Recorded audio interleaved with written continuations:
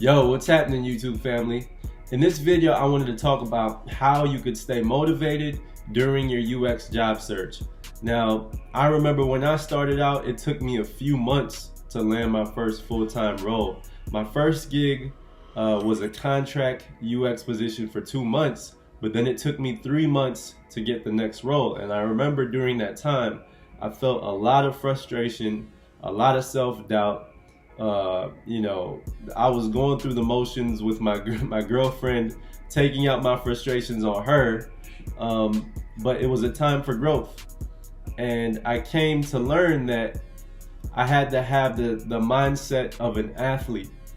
And that's what I wanted to get into, talking through those thoughts in this video. So over the years, I've learned that being a UX designer is almost like being like an athlete, right? Because you have these huge tech companies who are, they're almost like major league sports teams, and you can kind of look at your portfolio as a highlight reel that gets you scouted as talent. And if we could relate becoming a UX designer as making it as a player in the NBA, there's a couple teams that are known for certain things, right? So if you look at the Golden State Warriors, they got Steph Curry and the other guy, Klay Thompson, and they're known as the Splash Brothers. So they're known as a team that could, run the ball, and they're good at hitting a lot of three-pointers.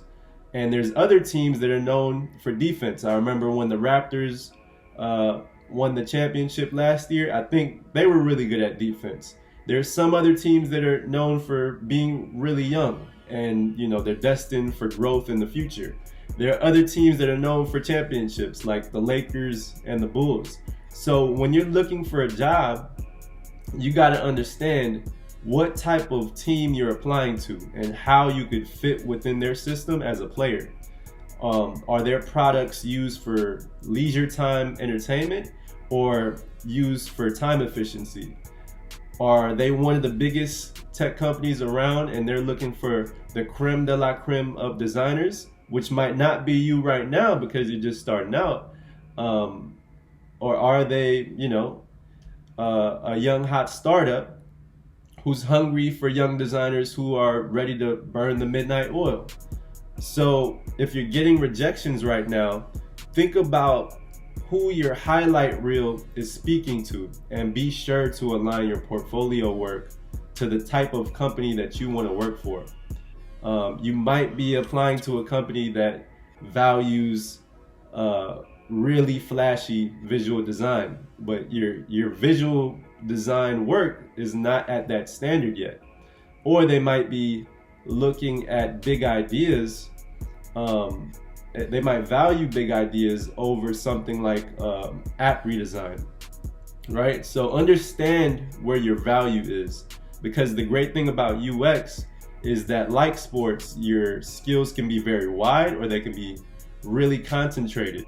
My second suggestion, if you haven't had any luck with getting interviews yet and building that momentum or hearing any callbacks, is that you have to think about this moment in time as your off season.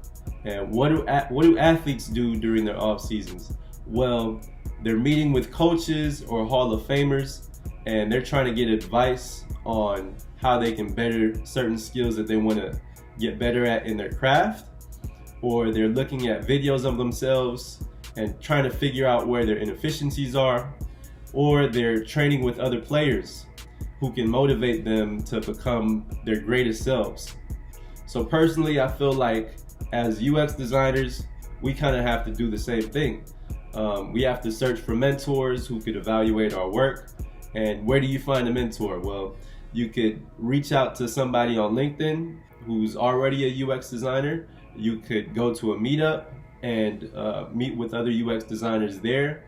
Or you could reach out to one of your favorite designers on Instagram and hop in those DMs instead of trying to get a DM for a booty call. I reach out to my favorite designers on Instagram all the time, and they always give me advice. I actually did that this morning with one of my favorite designers in the world. So that definitely works. if you have a phone screening or you go on an interview and it doesn't work out and you get that rejection email, just try to understand and look back when you went to that interview on what you can improve the next time you go on an interview. So if you kind of stumbled in how you were presenting your project work, just practice that on a daily basis and get prepared for the next interview. If you're feeling really sad and unmotivated, look for a group online on Facebook or a meetup group where you can collaborate with other like-minded individuals who are going after a UX role, and probably do a project with them and speed up the process of a personal project.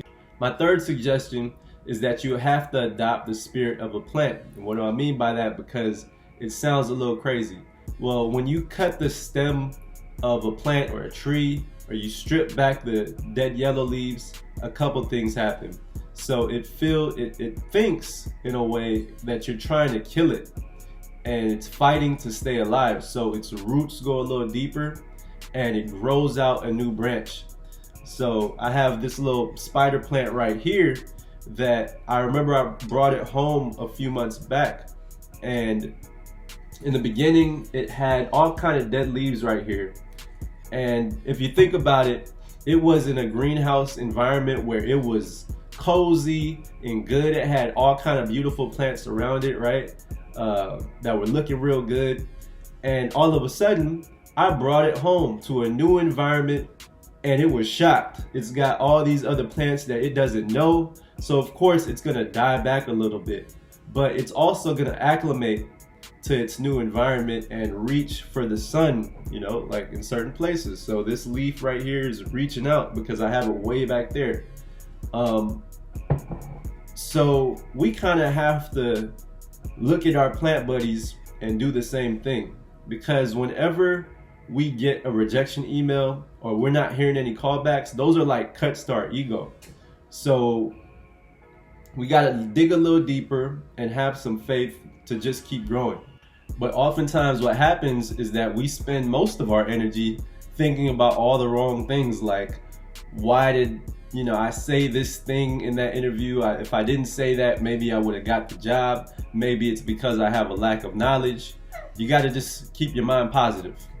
Lastly, I try to suggest to you to find and understand what your purpose is.